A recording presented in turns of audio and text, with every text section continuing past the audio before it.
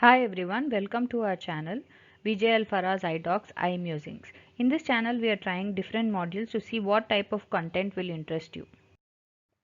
At the outset, I would like to thank each and every one of you who have taken out time from their busy schedule to view the video and give your valuable suggestions. I would also like to thank my teachers, mentors, colleagues, friends who helped me gain whatever knowledge I have to share it to people. Who doesn't like a nugget? Either it be veggie or a chicken or even a clinical one. We always wish to have small chunks of information available ready-made so that we can assimilate the info and use them ready-made. In this series, I'll be speaking on small clinical nuggets which will be useful for you in your day-to-day clinical work and also for Viva for postgraduate. These are the type of injuries which you usually come across, and it is better for you to know about the grading of these injuries. So let's discuss about the ocular trauma classification today. Globe injuries have been classified into open and closed globe injuries.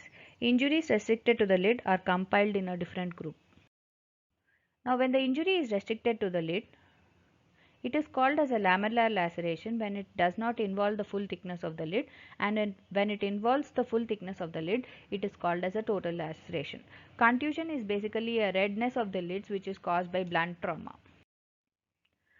Ocular trauma is classified based upon the type of trauma, the grade of trauma, pupillary involvement, and the zone of involvement. Closed globe injuries are classified into type A, which is contusion, type B, lamellar laceration, type C, superficial foreign body, and D is a mixed mechanism. Now coming to the open globe injuries, type A is rupture. When do you call a rupture injury? When a significant blunt force is causing the opening of the globe, that type of injury is called as rupture. Next comes the penetrating injury. In penetrating injury, there is an entry wound into the eye. Intraocular foreign body is one when there is an entry wound with the lodgement of foreign body inside the eye. Perforating injury is one where there is an entry wound as well as an exit wound. It is noted that some PGs use penetrating and perforating injuries as synonyms, but there is a lot of difference since penetrating injuries have only one entry wound and perforating injuries have both entry as well as exit wound.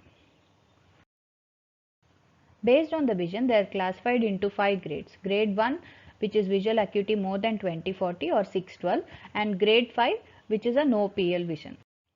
They are classified based upon the pupillary involvement into positive and negative based upon the presence or absence of RAPD. If you look at the zones in open globe injuries, if you draw a concentric line close to the limbus, that is the zone 1. Zone 2 is from the limbus to 5 mm into the sclera, and zone 3 is anything beyond that. In cases of closed globe injuries, zone 1 is something which is involving cornea, conjunctiva and the sclera, not involving the full thickness. Zone 2 is from the posterior part of the cornea up to the posterior lens capsule, including the pars plicata. Anything beyond is zone 3. Now let us apply whatever we have learned till now in the clinical settings.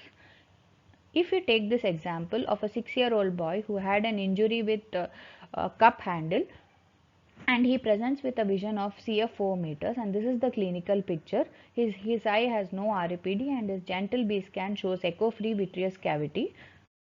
Now let's see what's the diagnosis for this patient. So it's an open globe injury, and the injury is penetrating injury, that is type B, and vision is CF 4 meters, that is grade 4.